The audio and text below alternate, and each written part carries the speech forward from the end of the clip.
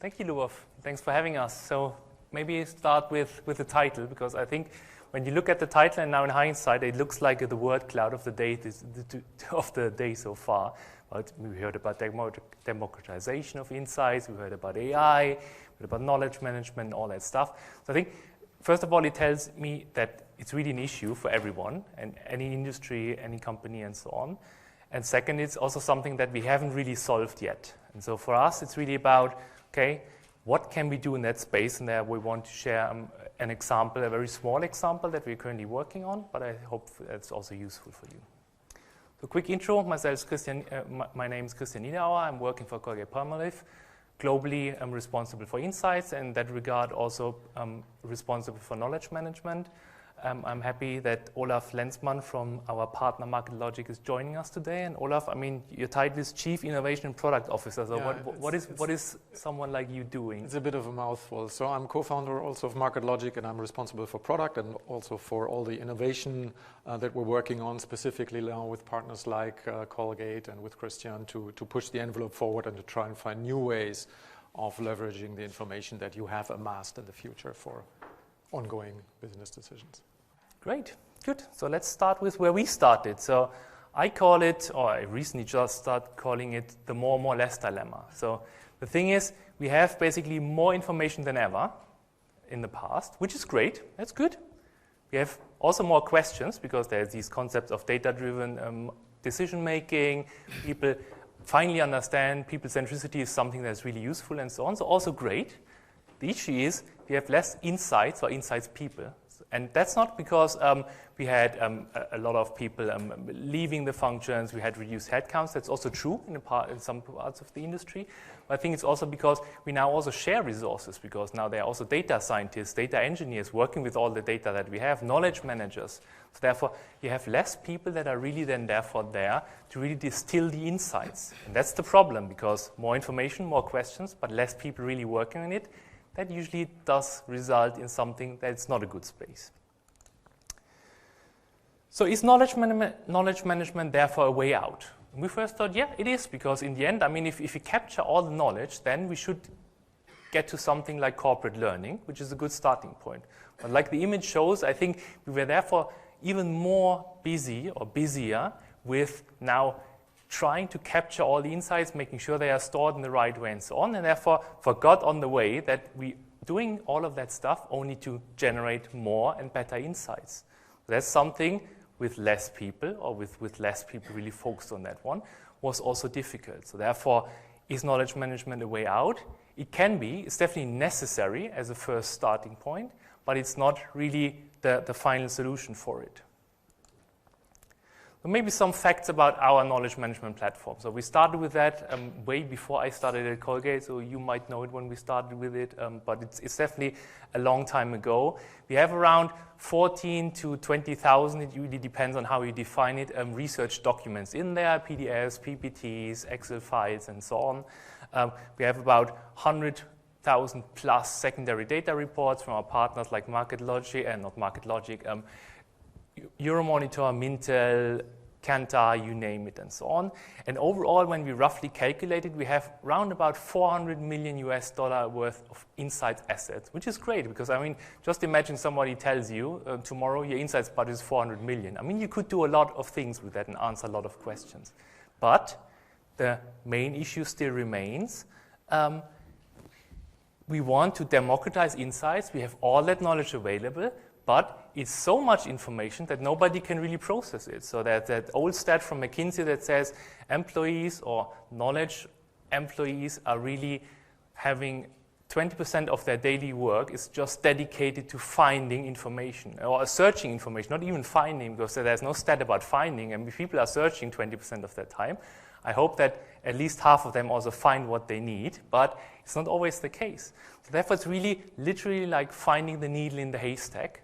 So therefore, the whole idea of insights democratization, so making everything available to everyone, is in principle a great idea, but you have to do it in a way that it's also digestible and that people find what they're looking for. And the example that we showed today was basically coming from, we've done a lot of people journeys, consumer decision journeys, however you call it in your companies or in your area. And we conducted around about 20 to 30 of them all together, all on oral care, but all in different countries, all on different segments of oral care. And then each journey answered a very specific business question for a very specific team. They worked with it, they really activated. But then when global folks like myself or then partners in crime, like stakeholders in global functions, and ask simple questions, we already have to say, I don't know. I can find it out. I have to look through 30 research reports. I will maybe come to an answer. But it takes a lot of time, and I don't have time for that. So therefore, when easy questions were then coming up, what is the role of our websites in the whole decision journey for whitening products, for example? I said, I have no clue. I can find it. And then I said, yeah, in Mexico for whitening, that's the role. That's more important than the professional recommendation and so on. But, okay, I don't know how that stacks up with other things. So therefore, we needed something to really distill all of that information. That's when Market Logic came to play, as they have all that information already in their system. And then I basically challenged Olaf, say, okay, yeah, give me a solution for that. So just tell me how I can do my job better, or how can my team do a better job by answering these questions. Exactly, and that's where we come in, and that's also what we see from across our base of clients and customers to be a big opportunity and incurring a lot of opportunity cost the way the world works today, which is, as Christian said, there's a lot of insights and information that is captured in the systems, but it's not quite trivial to get to it. It's not quite trivial to get it in the way you need it, to get it at the level of abstraction you need it, and to get it fast. So we believe that AI by now has reached a stage of maturity where it can really make significant contributions to solve that problem. It cannot solve any problem, but it can solve some problems. And what we set out to do there, what we wanted to accomplish is two things. On the one hand, use the AI to enable business users who have questions to ask them in a very simple way and get an answer very quickly that they can consume and interact with and that makes sense to them and that leads them on to further information. And so make it much more accessible and approachable, what is existing already. And on the other hand, really focus on the expert side from going back, rereading all these documents, trying to compile the findings and sending them back through email, which is still what a lot of the reality is like today. So that's what we started to do, and then we at Market Logic already about a year ago initiated a project to evaluate that, but then also we worked with Christian together, and our focus, our square objective was to take all the lovely information that's already there, like all the reports from the consumer journeys, and throw them at the AI without any further manual intervention and try to answer questions, real-world questions that people would answer the team of Christian with the AI. And we've been using AI that you may know, like GPT-2, 3, Lambda, whatever it's all talked about these days, this kind of large language models which now have quite a good grasp and understanding of how human language works. And around these technologies we built a prototypical and then a pilot solution. And we took in about 1,000 pages of this research around this specific subject matter area, and then we set out to have a set of real-world questions coming from the business, evaluating them qualitatively, quantitatively, to get a feeling for how good is that really.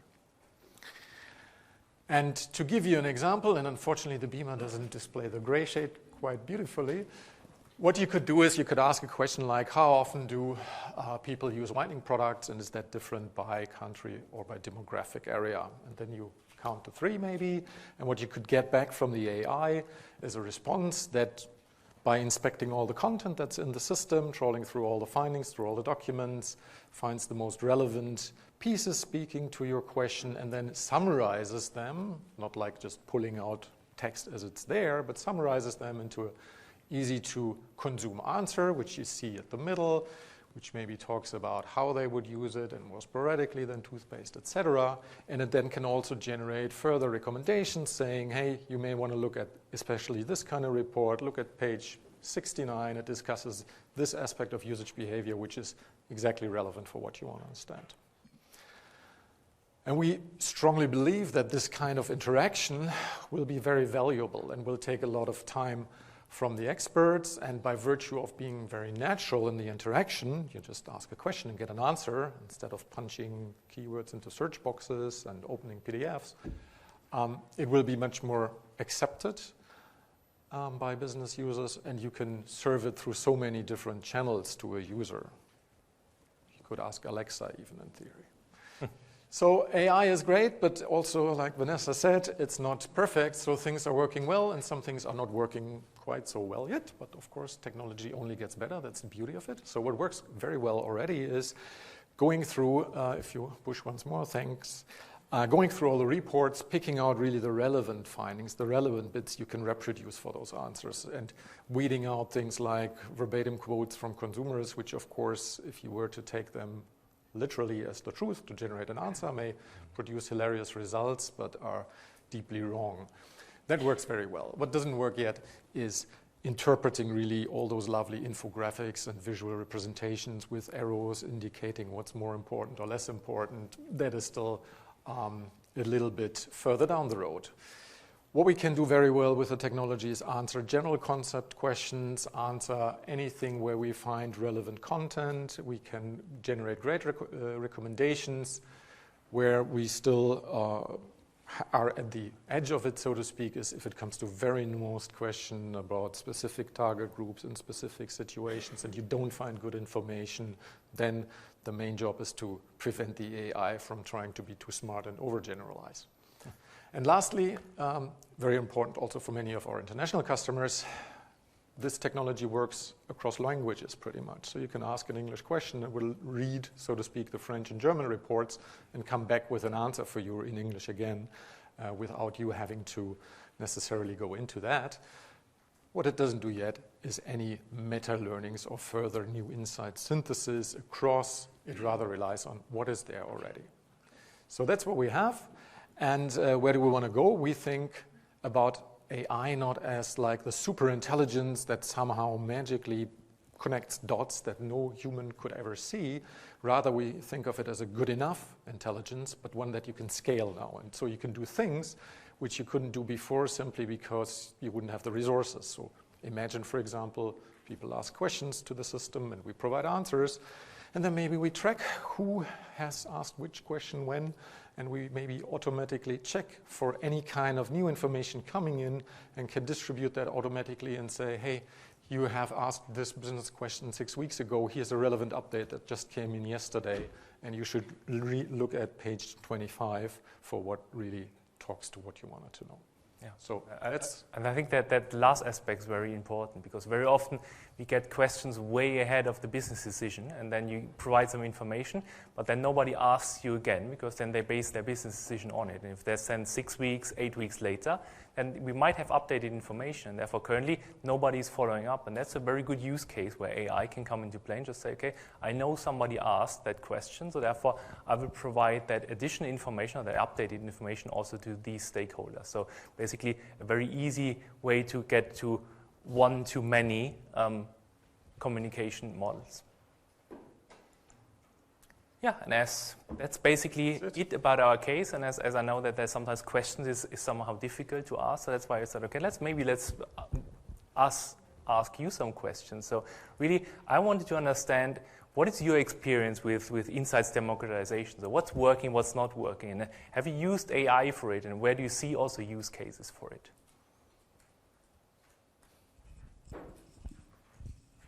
But I'm also happy to take questions, so you don't have to answer our questions, because that's not how it's supposed to be.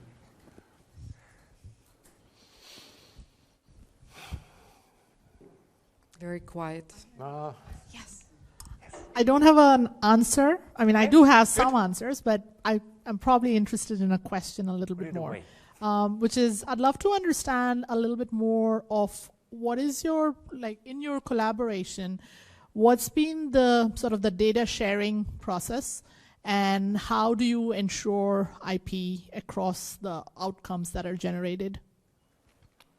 Yeah, I mean, data sharing is something that I can easily take. I mean, as all of these studies, as we're using Market Logic also to do our project management, so therefore they were all already in the system. So the only thing that we had to do is basically tag the ones that we want to use for that pilot, but it was quite easy. And therefore also all the information that's in there, at least the information as the information basis, that's already covered with our kind of regular kind of sales agreements that we have in place. but it's an interesting question to see, okay, what's then with additionally generated information from the AI? Right, exactly. So the way we employ the AI is that we do train it based on data from pilot customers to, for example, learn to differentiate between what is a finding in a report or what was a quote or what was a questionnaire statement. But we do not train it as such to, so to speak, learn and internalize the report content that we keep segregated for every customer. And we only activate it as the question comes and feed it to the AI so that it's entirely separated. There is no, let's say, content-wise cross-pollination of the AI in that sense. Thank you. Thank you very much. I think my question would probably be a follow-up to what you just said and to the question asked here. And without divulging proprietary operational details, can you walk us through some of the data preparation steps that you take while generating test data, and then having your data set, and then having a validating the data set to check against at the back end? Well, yeah, I mean, I'm not sure if we can manage that in time, so I'm happy to take that also offline after the discussion. So we have a number of steps, of course, in the pipeline, how we need to process all the data that comes in. It starts with a lot of preparation to make sure what we ingest from all the lovely contents in the reports is really pinpointed and focused on the relevant content that we can reuse, that is permissible to reuse. We then use, again, also AI approaches like embeddings to store that, to prepare it for later question retrieval. And then there's a very long and elaborate post-processing stage in which we need to make sure what we pulled out really speaks to exactly the question. The biggest failure mode that you can end up with this is that you ask a question, the system finds something that's like similar, but not exactly the same, and then it generates a question that, pretends it is the correct one, but it isn't. So most of the attention is exactly on preventing that. Yeah. So I'm happy to have another conversation later. And I internalized the learning from the presentation that we just heard for the break, so I didn't ask for it, I just wanted the benefit. So. Okay, no RTB needed. We have 3 questions. I don't know if we have time for all the answers, but the first one was this gentleman in the corner. You can introduce yourself. Hi, Christian. My name is Gerard Looskilder. Tomorrow we'll be in a panel together. My question is, if you look across your stakeholder map, who asks the questions and what do they use the answers for? I mean, it's difficult because there are many questions, but for example, one question that usually came up was from our kind of e-commerce team and also digital team that were asking, okay, what's the role of websites, like I mentioned earlier. Therefore, that's the global team because that's also about budget planning for next year. So how much should we invest into websites? And therefore, that's one use case. But you also have basically everyone from presidents to junior brand managers asking specific questions. I think the key thing is, like I mentioned earlier, for the very detailed question and so on, then it's usually on a level where one study is enough. So therefore, you don't really need the AI. It's then more the combined question where people in global functions then want to understand, okay, what does that mean for me? And that's then where you have a bit higher order or higher level questions that there require a lot of manual work to get to the answer, or maybe in the future also the use of AI. So it's difficult to answer and pinpoint one specific kind of set of stakeholders, but it's literally everyone from marketing VPs to junior brand managers, like I said, functional heads of different areas. Also our agency partners a lot. So when we think about kind of our media agency partners, when we talk about journeys, which is also important, but also the professional oral care team that talks to dentists, to universities and so on. Okay, we have only time for one last question, so but all the rest who are interested to ask more questions would be able to find Olaf and Christian in the break. So, and quick answer. Thank you. It's a quick and a short question. My question is, my name is Florian, and the question is for Christian. How long did it take from starting the conversations with Market Logic to actually making use of the tool? And what was the biggest challenge along the way? Didn't take very long, because I think until we really got this answer and a couple of other answers to questions that we had, it was what was it, 10 days or so. And I think the biggest challenge was to find a ring-fenced area of research that really makes sense, where we first get a lot of questions, where we have a lot of data, and that is not too complicated. Because I think a lot of AI projects, I think for me, are starting too big, because you think, okay, now I want to have all the 4 million worth of research. I want to question these database. That's sometimes too big, and then you get a lot of not so good answers. That's why it took a long time to ring fence the area that we want to talk about, and then getting the data together. But the rest was rather quick. So yeah. So I don't know if the answer was really, or the answers are really coming from AI, or somebody in Market Logic is typing it in the background. But currently, I believe it's AI, because it also sounds reasonably accurate. Thank you so Good. much. Thank you. Great project. Thank you.